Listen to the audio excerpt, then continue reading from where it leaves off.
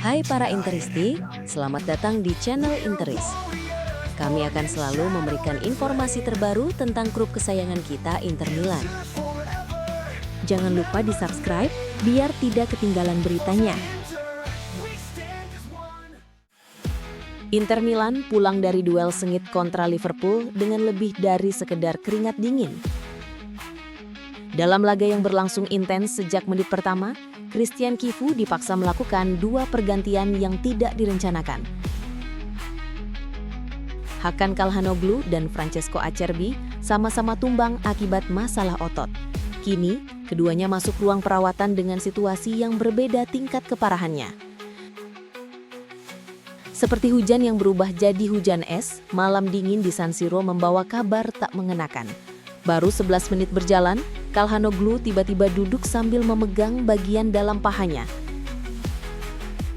Tidak ingin mengambil resiko, ia langsung meminta diganti dengan gestur tegas. Diagnosis awal menunjukkan kontraktur pada aduktor kanan. Meski terdengar menakutkan, staf medis Inter melihat bahwa pemain Turki itu mungkin keluar tepat waktu sebelum cedera berkembang menjadi sesuatu yang lebih serius. Piotr Zelensky masuk menggantikan posisinya dan mengambil alih tugas sebagai pengatur tempo permainan. Belum genap 20 menit setelah insiden Calhanoglu, giliran Acerbi yang tersungkur.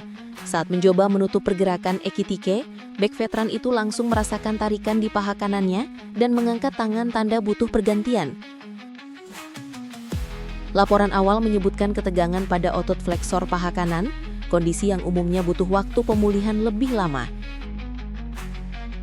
Jan Bisset masuk sebagai pengganti, sementara Manuel Akanji yang sempat demam sehari sebelumnya terpaksa kembali bermain penuh. Meski sempat berkata, "Lumayan kok," saat berjalan melewati zona campuran, staf medis tidak terlalu optimis.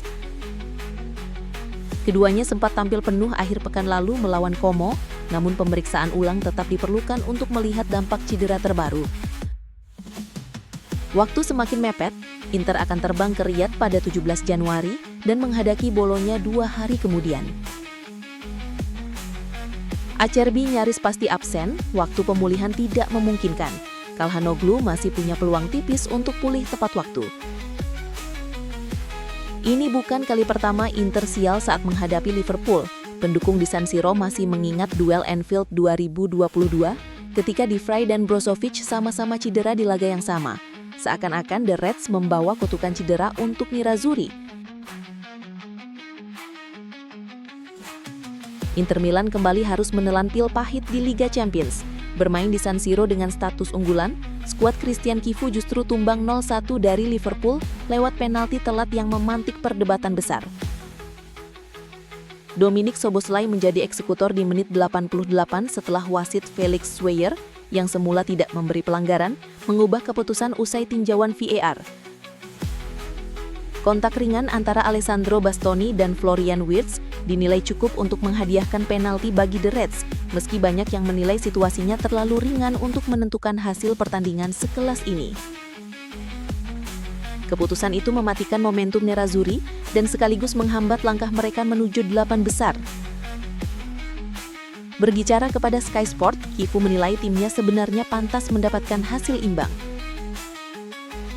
"Seharusnya kami dapat 1 poin," ucapnya. "Awal pertandingan kami kurang agresif, tapi kemudian kami menemukan ritme dan mulai mengganggu mereka." Namun 2 pergantian paksa di babak pertama, Calhanoglu dan Acerbi, membuat perhitungan Inter berantakan. Cifu menyebut timnya kehilangan tenaga di saat krusial. "Ketika kami butuh energi baru, kami justru kehabisan opsi. Itu sangat mempengaruhi kami." Cifu juga menilai timnya mundur terlalu dalam ketika stamina mulai menurun. Pelatih asal Rumania itu jarang membicarakan wasit, namun kali ini ia tak bisa menahan komentar.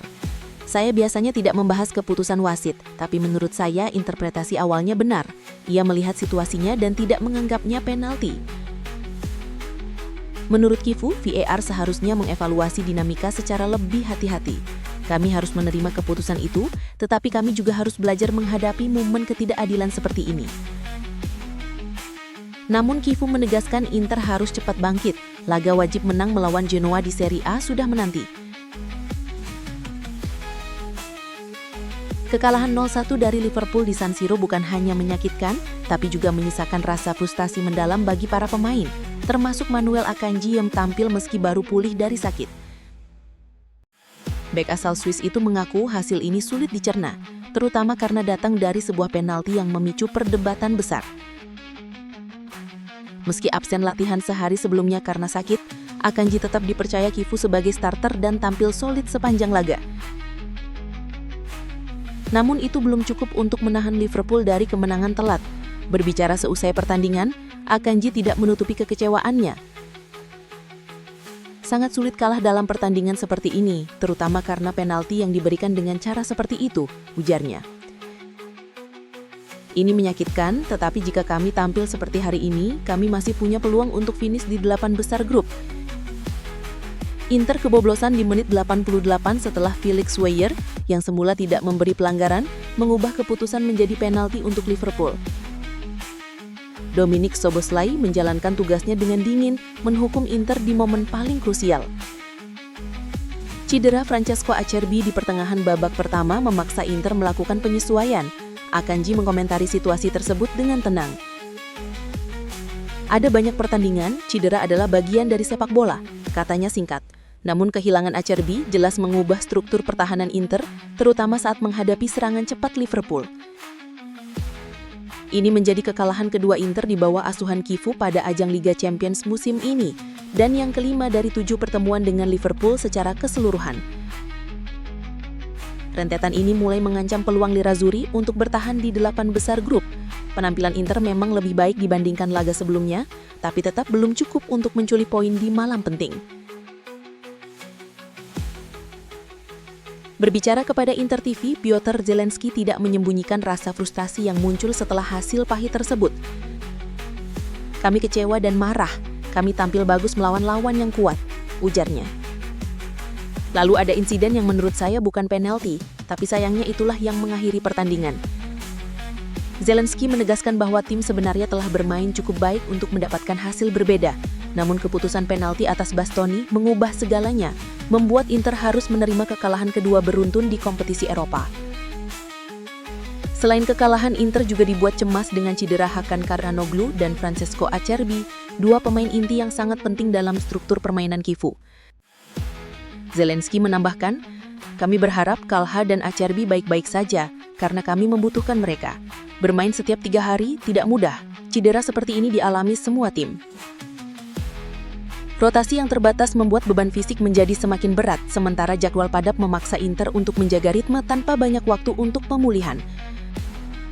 Meski kecewa, Zelensky menegaskan bahwa Inter harus cepat bangkit. Kami harus tetap positif dan melanjutkan perjalanan ini. Kami tahu apa yang harus kami lakukan, katanya. Minggu nanti kami bermain di stadion yang sulit dan kami harus menang. Lalu di bulan Januari baru kami pikirkan Liga Champions lagi. Inter kini berada dalam posisi yang lebih sulit di klasemen grup dan tekanan untuk meraih kemenangan di Serie A makin besar. Inter Milan kembali tersandung dan pola yang sama kini terlalu jelas untuk diabaikan.